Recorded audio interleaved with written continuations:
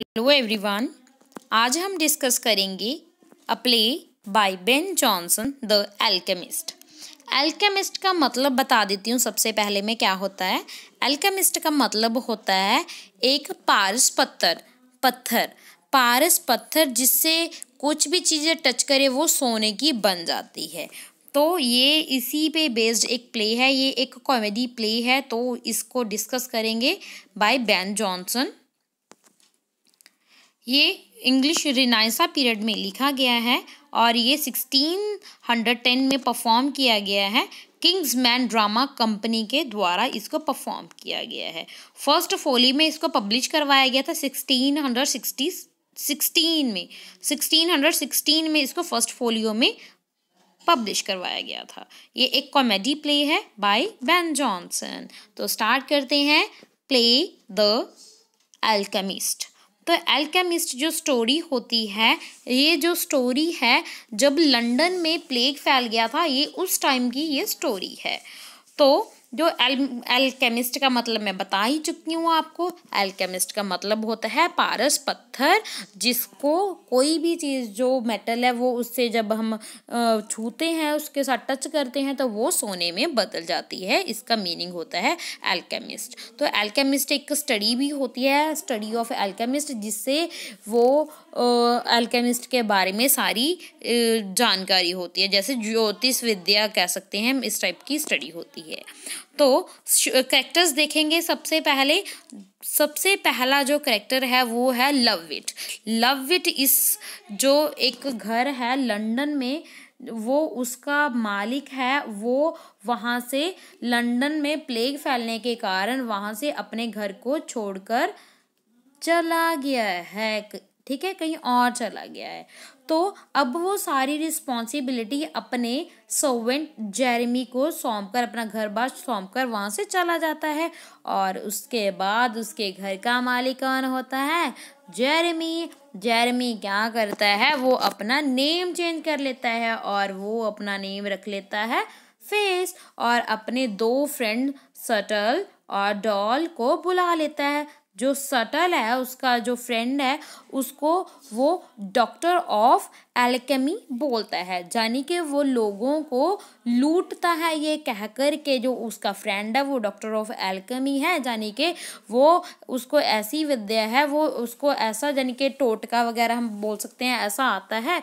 वो कुछ भी आपके प्रॉब्लम का हल कर सकता है, आपको कोई भी प्रॉब्लम है उसका हल कर सकता है, ठीक है। ये सब कुछ, यानी कि जैसे ज्योतिष बाबा, पाखंडी बाबा होते हैं, इस टाइप का कह सकते हैं हम। वो ऐसा प्ले कैरेक्टर है, ऐसा उसका रोल है इस प्ले में। तो डॉल है, वो एक प्रोस्टिट्यूट है। वो प्रोस्टिट्यूट यानी कि वो अपने बॉडी का, यानी कि फिजिकल रिलेशन के ज़रिए पैसा लूटती है लोगों से। ये तीनों इस घर में होते हैं, लवविट के घर में होते हैं और लोगों को लूटते हैं।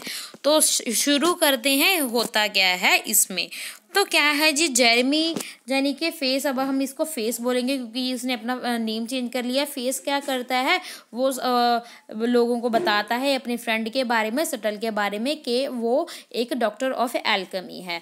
तो वो लोगों को लेकर आता है। तो सबसे फर्स्ट नंबर पे आता है डैपर। तो डैपर होता है, ये एक क्लर्क होता है और वो सटल से चाहता है कि वो सट्टे में जीत जाए, वो सट्टा जीत जाए। तो सटल उसको बताता है कि तुझे कुछ काम करना होगा, यानी कि तुझे क्वीन ऑफ फेरीज को खुश करना होगा अगर तू चाहता है तो सट्टे में जीत जाए। तो उसके बाद एक और बंदा आता है सेकंड नंबर पे, जो है ड्रगर आ आएगा यहाँ पे, ठीक है, ड्रगर। तो वहाँ पे आता है ड्रगर। तो ड्रगर आता है, वो क्या करता है, वो बोलता है, वो चाहता है जो उसकी जो नशे की, तंबाकू की दुकान है, वो अच्छे से काम करे। तो वो भी, उसको भी कुछ टोटके वगैरह सटल बताता है ड्रगर को। तो नंबर 3 पे आता है सर एपिकर मेमन। तो ये बहुत अमीर होता है।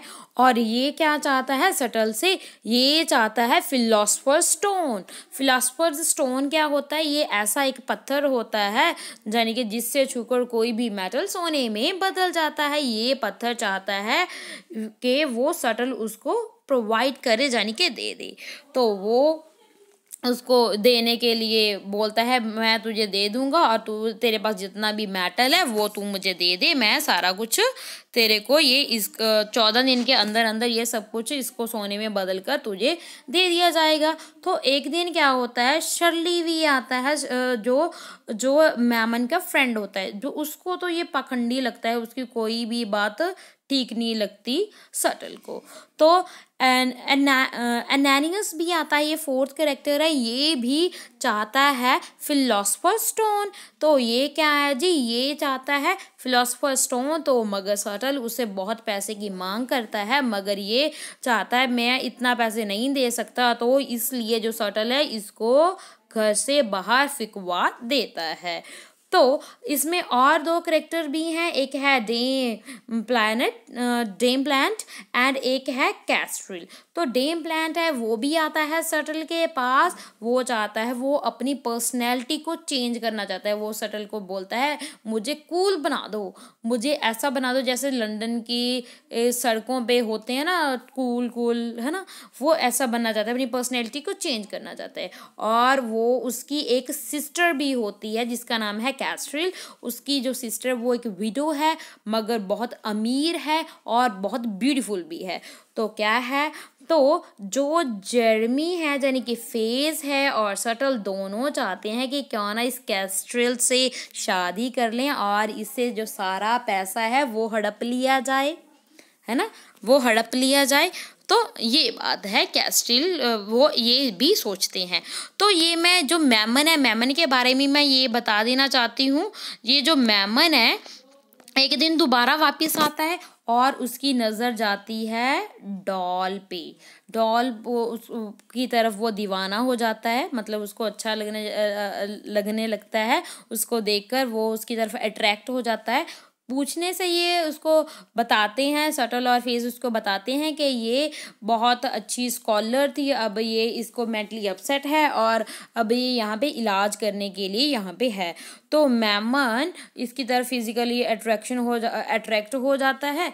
तो क्या होता है, और उसके बाद उससे पहले मतलब ये चला जाता है, अट्रैक्ट हो जाता है ना, ये भी इसको मतलब भाव देने लग जाती है डॉल।